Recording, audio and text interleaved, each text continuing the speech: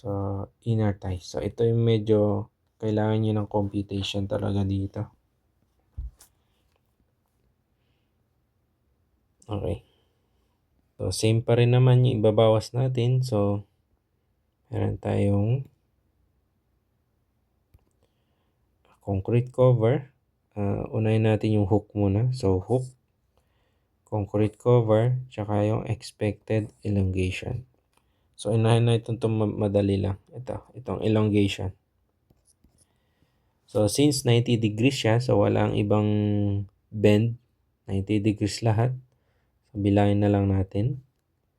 So, meron tayong 1, 2, 3. So, dito, may hook tayo dito. So, 2 yan. 1, 2. Okay, so, bali 2, 3, 4, 5. 5 na 2 dB. Okay, so, ang value ng concrete cover natin, 5 na 2 dB. So, that's equal to 10. Okay. So, value nito ay 10 dB. Okay. So, concrete cover natin. So, imbabawas lang natin na concrete cover ay itong side na to.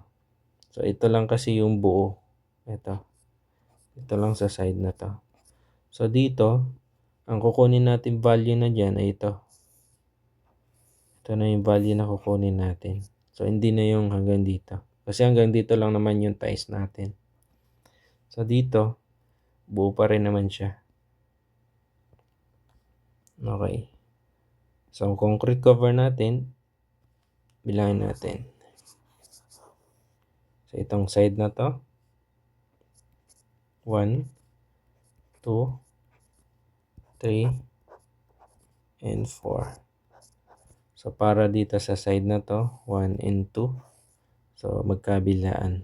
So, 4 na 40 millimeters. Okay. So, that is equal to 160 for 8, 12, 16. So, 60 millimeters. Okay. So, sa hook naman, so wala tayong magiging problema. Kasi pares na 90 degrees, pares din naman yung value. So, simplify na natin dito.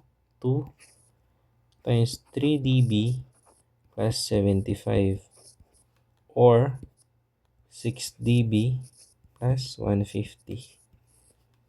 Okay, so ayan. So, ayusin na natin. Ito ay 6 dB plus 150. Ito naman ay 160 millimeters. Okay. So, ang formula natin dito, perimeter. So, itong side na to, kung saan siya buo. So, let's say letter A. This one naman is gawin natin small b. Okay. So, ayan lang. So, magiging perimeter 2 natin. So, let's say perimeter 2. Dalawang A. Ito. A plus A. Tapos, dalawang B na maliit. So, ang value ng A dyan ay 350 millimeters. Itong B, ito yung hanapin natin. Okay. So, bago yan, compute muna natin ito. So, designate natin as letter X2. Ayan. So, yung X value ng X2 natin, that is equal to yung hook. So, dadagdag natin yung hook. 6 dB plus 150. Concrete cover. So, dapat alam niyo na to, babawas. Bawas natin. Parang 60 to. 150. Ayan. So, bawas. Concrete cover naman 60. Elongation, bawas din. 10 dB. Okay. So, that is equal to, so, pagsamahin natin yung mga magkakapareho, itong 6 dB tsaka 10 dB. So, 6 dB minus 10 dB, that is equal to negative 4 dB. 150 minus 160, that is equal to negative 10. Okay? So, compute na natin. Ayan. So, negative 40. Itong dB, yung bakal na ginamit, ito, 10 millimeters. Okay. 10 minus 10. So, that is equal to negative 40 minus 10. That is equal to negative 50 millimeters. So, yan yung value ng x2 natin. So, now, ang magiging formula natin para makuha itong, itong haba ng bakal na gagamitin dito sa inner ties. So, dito sa taas, lagyan natin as length 3. Is equal to itong perimeter 2 plus or minus x2. So, alam na natin itong value ng x2. So, perimeter 2. Hindi pa natin ito alam. So, solve pa natin. Plus or minus. So, since minus to, so mag-govern value ay minus 50. So, yan. So, sa pag-inner ties, perimeter, bawas mo lang ng 50. So, pero ang perimeter na ito yung maging formula natin. A plus B plus B plus B. O kaya, big na B, and small na A. Okay. So, kayo nang bahala kung paano nyo lalagyan ng mga notation. O kaya, letter of representation ng mga side na yan. To represent yung mga side pala. Okay, kasi sa akin, ginawa ko itong letter A. Ditong side naman na to, pag buo, big na B, since inner tie siya, so gawin natin small b. Okay. So, okay na tayo dito.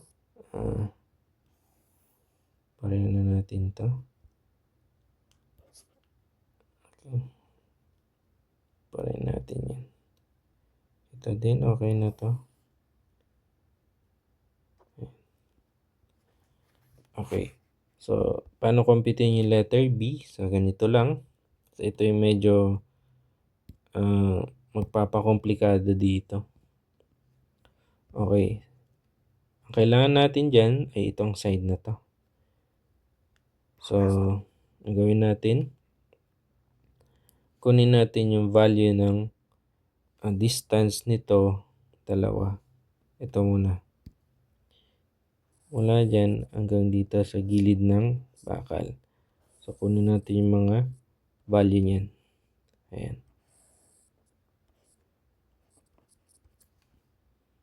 So, ganito lang yan. 500. Ito. Itong side na to. So, small b.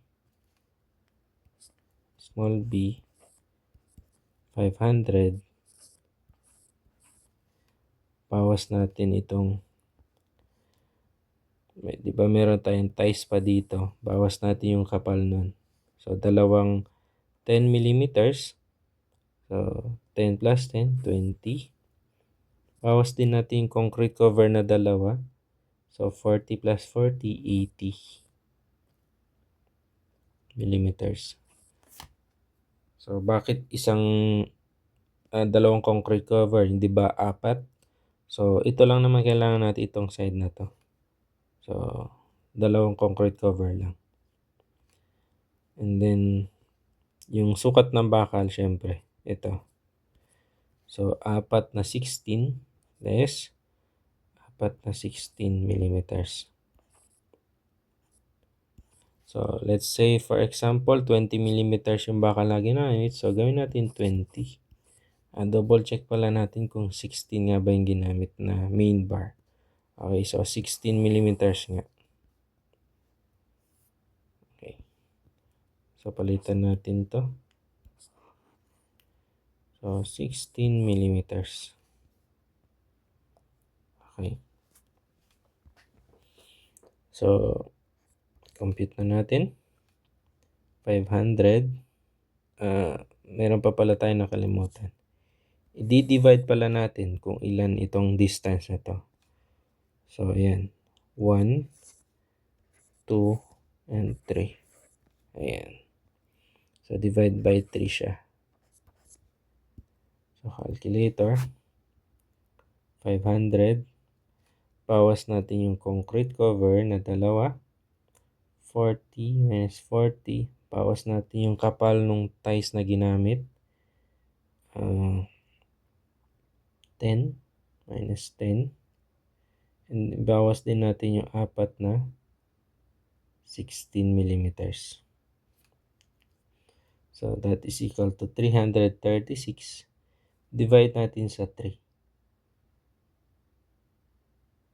So, that is equal to 112 millimeters. So, itong sukat na ito mula dito, sabi dyan sa computation natin, 112 millimeters. Okay. So, paano kunin tong side na yan? So, madali na lang. So, since hanggang dito yung distance na yan, 112, i-add lang natin itong laki ng bakal. Tsaka itong kapal ng lateral ties. Okay. So, plus, dito ulit, plus, kapal ng bakal, 10 millimeters na dalawa, and then plus, yung dalawang 16 millimeters. So, dito siya. Para maging 10 plus 10 plus 16 plus 16. Okay. So, plus 10 plus 10 plus 16 plus 16. That is equal to 164 millimeters. Okay, so alam na natin itong value na to. 164 millimeters. So, mako-compute na natin yung P sub 2 natin. O yung perimeter 2 na ginawa natin. So, perimeter 2, that is equal to 350 plus 350 plus dalawang 164. So, calculator. 700. Okay. So, para hindi kayo malito, 350 na lang natin. Plus 16. 164. Plus ito ulit. Wala. 164. Is equal to 1,028. Okay. So, 1,028 millimeters. Or, sa site, dapat gawin nyo na yung ano bang maganda? 1,030 millimeters. So, kung i-convert natin into meter, so 1.03. Okay. So, pwede na yun. O kaya kung tinatamad kayo, mahirapan kayo magsukat, so, pagbigyan nyo yung karpintero nyo, o yung mga steelman nyo, hirap sila magsukat sa metro ng 103, pwede namang 105 meter. Kung sa naka-millimeters yan, 1,050. Okay. So, convert nyo na lang. So, pag inner ties, kunin nyo yung perimeter, bawas nyo agad ng 50. Pag cross ties, kunin nyo itong haba kung saan parallel yung cross ties, mag-add naman kayo ng 80. Kung outer ties, perimeter, bawas nyo lang ng 230 millimeters. Okay? So, I hope may natutunan kayo sa araw na ito. So, antayin niyo lang yung ginagawa kong program para doon sa 3-story apartment building para sa series natin na estimate. Okay, so I hope matapos ko ngayong February. I think February. Para ma-upload ko siya ng March. Okay? So, yun lang.